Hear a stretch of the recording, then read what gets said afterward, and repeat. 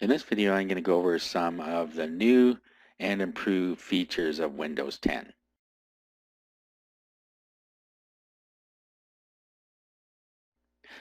First thing I want to show you is one of my favorite things, and it's the virtual desktop and app switcher. Now, I have a browser up on my screen here so that I can demonstrate this a little better. But you see this thing down here on the left that says Task View? If you click on that, it brings up the different tasks you have running here. And then you can switch between them by clicking on things, and you can move them back and forth. Over on the right here, I have New Desktop. So if I click on that, I now have a new desktop that I can do things on. So if I just click in here, now I can open something else up in here. It doesn't matter what it is. I'll open this, and I'll open Microsoft Edge. Now what this allows you to do is have different workspaces open for different tasks without having to interrupt any of your other tasks. So if you are doing work on one side and maybe you're doing some Facebooking on the other side or whatever it is, you can have them in totally separate windows. If I go down to the task viewer again, okay, so you'll see I have desktop 1 and desktop 2 here. So I can switch back and forth between the desktops, and I can pull apps from one to another. So say I want to go and take this browser over to desktop 2. I can grab it and then pull it over and drop it in desktop 2. And now in desktop 2, I have the 3. You can't see it, it's behind here, but here it is. Okay, so that's really a cool thing. You have different workspaces that you can use, and you can move things back and forth between all the workspaces. Now there are some limitations to it. You can't open the same app or program in two different desktops, or it'll just switch it to that other desktop. That's something that is different from most virtual desktops. However, that's just how it works here. So if I were to open File Explorer in another desktop, it would just bring this one across into the other desktop. It doesn't open two instances of anything in different desktops. So that would prevent you, for instance, from having two instances of Microsoft Edge or two instances of Firefox open on two different virtual desktops. Anyway, it's still a great feature, and I really like to use it, and I do use it quite a bit. Now, the next thing I want to talk about briefly is the Microsoft Store.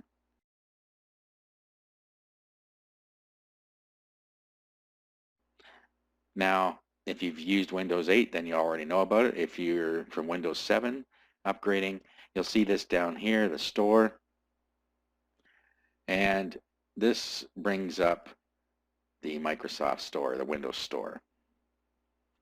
So if you have a smartphone or a tablet, you already know about installing apps, whether it's Windows or iOS or Android, BlackBerry, they all install apps, and this is similar to that. Of course, all the stores are different, but it's the same idea. You can go in here and search for your favorite apps, and then you can just download them and install them. Okay, so you can go through this and find what you need. I think it's all by categories here and features. And they have a search bar up here. So it's really simple to install them. For instance, let's just go ahead and install the Netflix app. So just click on it.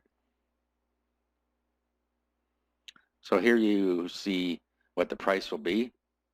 Of course, free means just that. There may be a charge for some of them. And if there are, you need to have a payment method in your Microsoft account.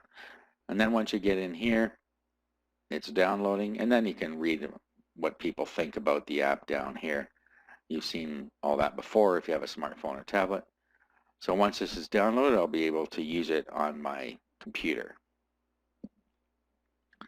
Okay, so I can open it from here. I'm just going to open a new virtual desktop for it. So I'll go New, and then I'm going to go into the Start menu, and then we'll go and find Netflix.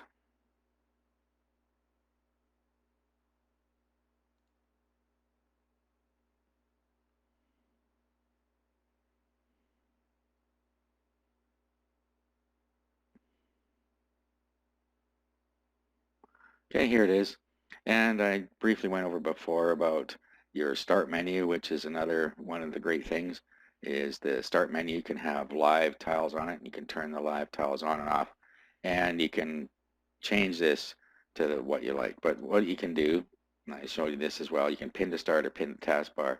Uninstall. I'll just pin it to the taskbar. And now let's open it up here.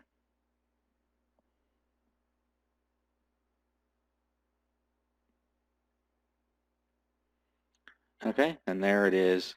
The app is now open.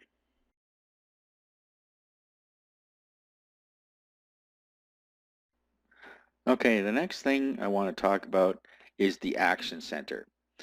Now I briefly went over this before, but if we go into here, you click on that, and then you will see any notes or notifications, emails, calendar notes, whatever Windows needs to tell you in this section. Down here, you also have some quick toggles. Okay, so all settings, I've shown you that. You can get quickly into your settings here. This is your Wi-Fi. Note, I showed you that as well.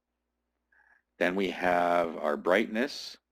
Airplane mode is so that when you turn that on, it turns off all of your wireless radios. Okay, then we have connect. Now, if you have a smart TV or a smart device, you can click on this and it will connect to that other device and you can stream things to there. VPN for virtual private networks. This is your location service, so if you're going to share your location, then this will be on and you can just quickly turn it off here. You can turn on quiet hours here. Now, when you turn this on, basically it turns off the notifications. This is all it's doing. And it doesn't appear that the desktop version of this, or the laptop or what have you, has a place where you can actually set them to come on and off like you can on the phone. Okay, now I'm going to go into tablet mode, which is grayed out in a minute here, but the next thing I want to show you is how you can change the settings of the apps here. Now, you'll see here it says collapse. When I click that, it shows 4 different tiles here. Now I can change those by going to settings and then system, and then from here notifications and actions. And then we have, these are the 4 that are there right now. So if I click on any of these, it brings up a menu of the different things that I can put into these 4 different spots here.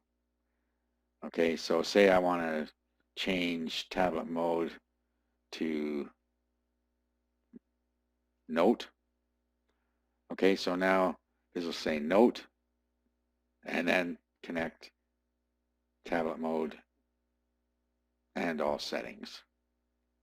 Okay, so I can just click on these and change them to look the way I want. Okay, so now if we go back in here, you'll see I have note, connect, here's tablet mode, and all settings again, and then I can expand them back the way they were here. Except note is now over here, and tablet mode's now over here. Now, tablet mode gives you a more Windows 8 look. It gives you the tiles up in here. It takes away the taskbar at the bottom. Now, the reason it's blanked out on me, if I go in here, I can't get at it. And if I go into all settings, I can't turn it on in here either.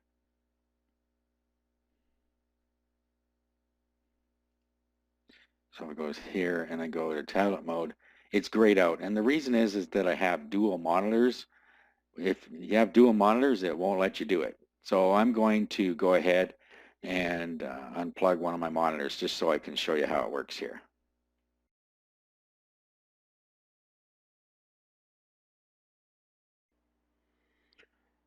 Okay, so I've unhooked my external monitor now, and we'll go down to the Action Center here,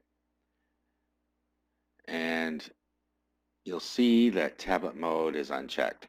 So this gives you a more Windows 8-like look. When you click on it, it gets rid of the desktop and gets rid of most of the stuff on your taskbar, and you just basically have a Windows 8 look. Now, down here on the left-hand side, you have your Start button. When you click on it, it doesn't actually do anything now. But when you right-click on it, you can still get to that other menu where you can get all those other programs. And this is where you can get to your program list and so on here. Just click on that, and it populates this out. Now, the neat thing I want to show you, if you have something you want to get at way down the list, you're up at the A's and you want something, say the voice recorder, if you click on one of the letters here, so now you just click on the letter of the app that you are looking for, whatever it is, and it'll bring you to that list, and then you can open an app from here. And then when you open your apps, they open in full screen mode, so it'll take over the whole screen because you're supposedly on a tablet, and that's what it does. So the other thing is, when you're on a tablet, it defaults to this view, and when you're on a hybrid device that has a keyboard and it's detachable from the keyboard, it will default to whatever view it needs to depending on whether you're attached or not. So when it's detached from the keyboard, you see this, and when it's attached to the keyboard, you see the normal interface,